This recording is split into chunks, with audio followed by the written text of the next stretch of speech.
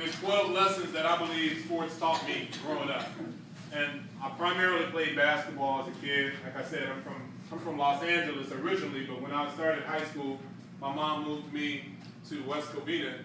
And I think it was because where I live, believe it or not, was way more dangerous than West Covina. Way more dangerous. A lot of bad things I saw growing up. Things that my mom doesn't believe I saw. Like I tell my mom sometimes, this happened and that happened, and she'll go, that didn't happen. I'm like, no, I just didn't tell you that happened. You know, because I didn't want her to worry growing up. But we had gangs in my neighborhood, and we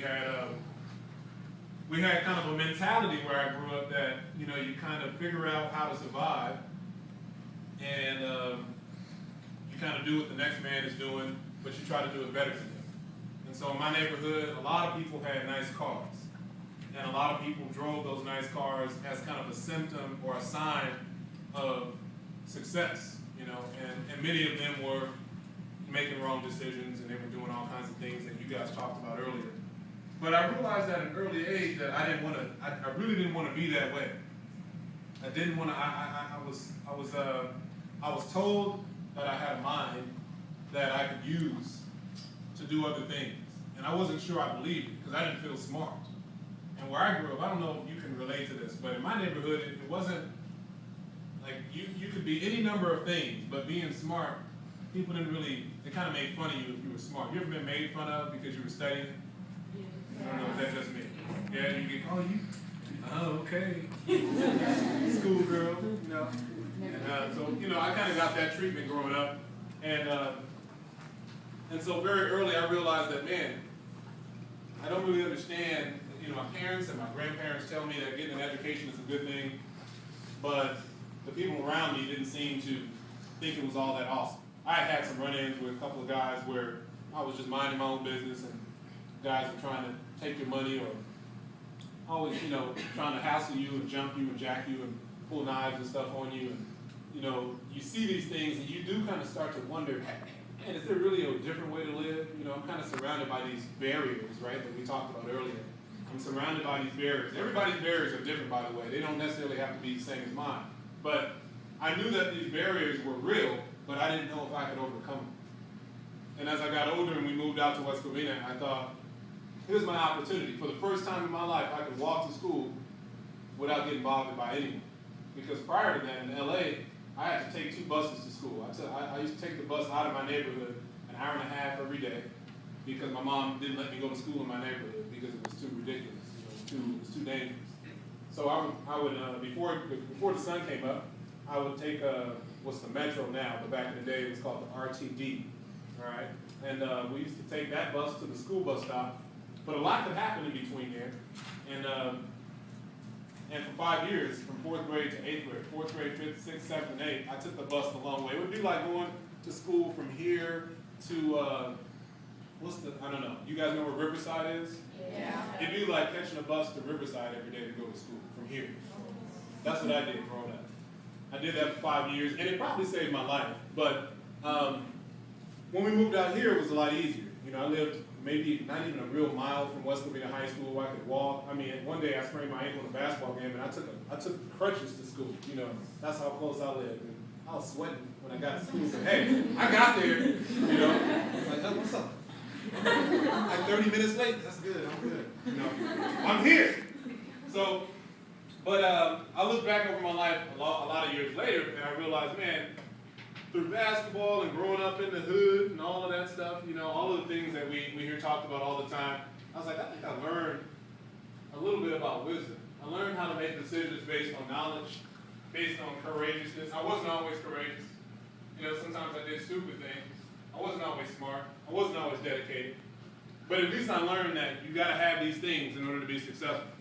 And so that book I handed you was a book I wrote just about things that I feel like I learned as a basketball player that now help me through life. 12 lessons I learned from not playing basketball. And on the back of the book is, you know, just a little bit about what's inside of it. This picture of me and my wife.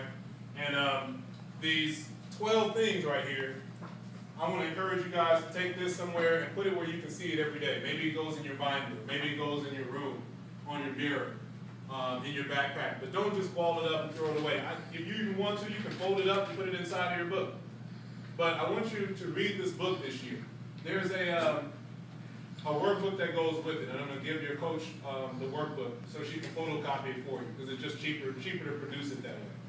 And that workbook has some exercises you can do that help you understand kind of what I'm talking about in the book. The chapters are really short, right? And some of the chapters might be 2-3 pages. There are no pictures in the book, sorry. No pop-ups, no audio, no DVD. I know, it's my favorite part too. Maybe in the next book. But I do have a YouTube channel, and I have like these videos, and I just talk about different things. They're not great videos. They don't have like 17 million views, because I'm not like a drunk ninja jumping off of a building. You know what I mean? Right? So my videos will get a lot of views. But when I talk about you guys is things like submission to truth. What does that mean? That just means like being honest with yourself. I'm not going to go through all 12 of these, but the first lesson I think I learned in basketball was that you got to be honest about who you are, where you are, and what you are. If you think you're better than you are, you're not paying attention. You know what I'm saying? I mean, if the whole world thinks that you should play at a certain level, and you're the only one that thinks that they shouldn't, there's a chance you might be wrong. If you think that, like I used to tell my students this when I was a teacher, and it was hard for them to listen to it, because in Riverside, that parts of Riverside where I taught, that looks just like Sierra Vista, just like Baldwin Park and in this area. And I would tell my students, I was like, I know this might not sound right, but because I want you guys to be wise as people, I would say, sometimes you have to make decisions that go against like everything you've ever learned. Like, growing up where I grew up, I used to tell them, everything we saw, it's like if I needed to solve something, people's first resort a lot of times was violence. Or family was right no matter what. So even if your brother came home huffing and puffing, you're like, it's like, man, y'all gotta hide you. Hide you for what? What you do? Oh man, these dudes are chasing me. No one, a lot of times in my neighborhood, would ask you why you were being chased. But if you just robbed a place or robbed someone and they chased you with a gun, I'm not saying that we should like throw you back outside, lock the door, and say, good luck, homie. Right? I'm not saying we should do that, but I would tell my students, if my brother did something illegal, and it hurt someone, he deserves to go to jail, even if he's my family member. And they would look at me like, oh, but that's your brother. I was like, yeah, but he did something illegal that hurt someone. Well, what if that person deserved to be hurt? Well, okay, well, what if they didn't? He did an unwise thing, and I said, the truth is that he makes the society more dangerous. And even though he's my family member, and it's a tough thing to wrestle with. And it involves bravery and courage, because maybe everybody disagrees with it. Or I had Julio in my classroom one day. You don't know it. And he said, Miss Coulter, thinking about starting a family. He was 15 years old. And I'm laughing. I don't know if you think that's funny, but I think a 15-year-old who's in the 10th grade who doesn't have a job probably shouldn't be thinking about starting a family, But his girlfriend was older, and I understand, in some cases, sometimes we live in a certain place or a certain culture that, wouldn't really think that was that big a deal. But we had a long talk with Julio. I don't know what he ended up doing, but I don't think he started his family. I think he was wise enough to realize that there's some other things I need to put in place first, before I make that decision. And so the truth is, he's not ready for a family. He's not ready to be a man in the fullest sense. So we had that conversation. Well, that was something I had to learn too as a young man.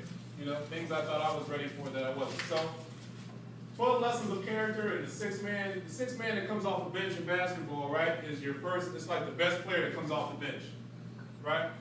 And this year, I think in the NBA, it was James Harden, if I'm not mistaken. OKC Thunder, the year before was Lamar Odom. All right, the year before, I'm not sure who it was, but I have all the 6 men from 2011 and back well, not all of them, but I have some of them in that book. For you, as a person, like the 6th man for you, what's the advantage that you guys have? Who's the sub that comes off your bench in your life every day that you come to this high school and then you go home? It's wisdom. It's wisdom. Wisdom's not a person. Wisdom's not an idea. Wisdom is Wisdom is a concept. It is knowledge. It's the kind of knowledge that you put to work. But how much stuff do you guys know that you don't do? Like you know, you ever had somebody say to you, you know better. You ever had anyone say it all the time? Yes. My mom would be like, right? She'd be like, you know better, meaning you know better, so you should have done better. That's right. You should have done better. And how many times in our lives, right? You know that dude is not the right dude, but you're messing with him anyway. Because he liked me.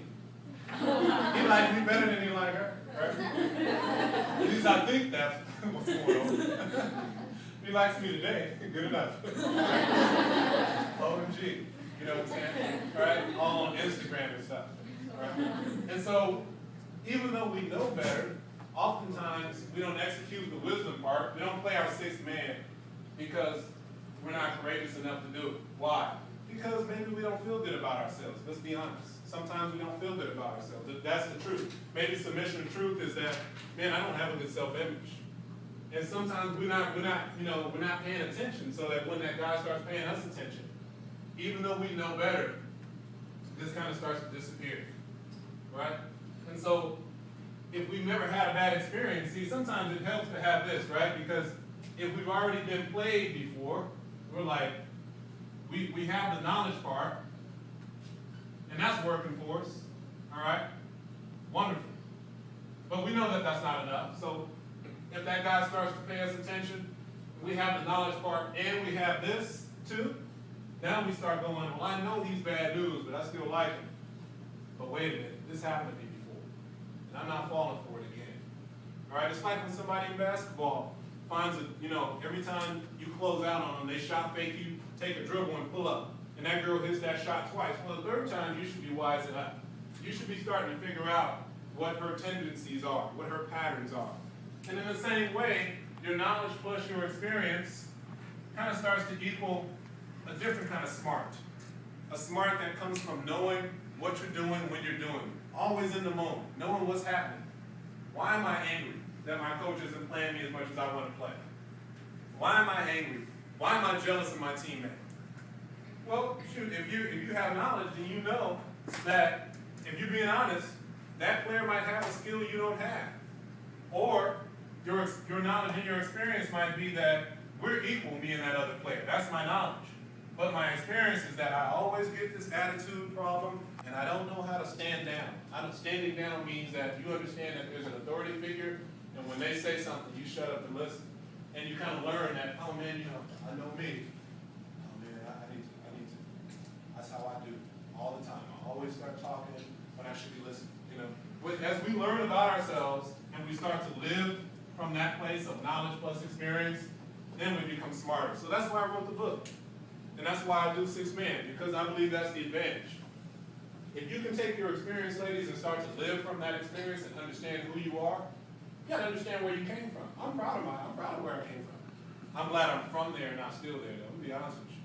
There's nothing about Watts that I want to go back to. Nothing. I had some good days down there, but I have a lot more better days since I left. And I saw a lot of pain, and I see a lot of poverty down there. And when my grandmother died, I had no more reason to go down there all the time. So I'm down there a little bit. And I'm proud to say I'm from South Central Los Angeles because I really believe that that's what made me who I am. Part of it, anyway. But I also had some people helping me out. And now what I'm dedicated to is taking the wisdom that I gained from my knowledge and my experience in my life and sharing it with people. All right? So I do that through Six Man. And so that's just a little bit about my story and all of that stuff. So I'm hoping that, today is, so far, we don't have a lot of time left in the day, but I want you guys to really soak it up. And the thing I want you to take away as you get ready to go into the next season, not just basketball-wise, but the next season of your life, whatever that is, I want you to understand that you don't have time to play the game of life while being asleep. You can't sleep. You have to wake up. You have to understand what the expectations are around you and understand that some of those expectations are good, some of them aren't. As I get older, I still continue to live that way of the right thing is the right thing no matter what. And your wisdom should help you figure that out, all right?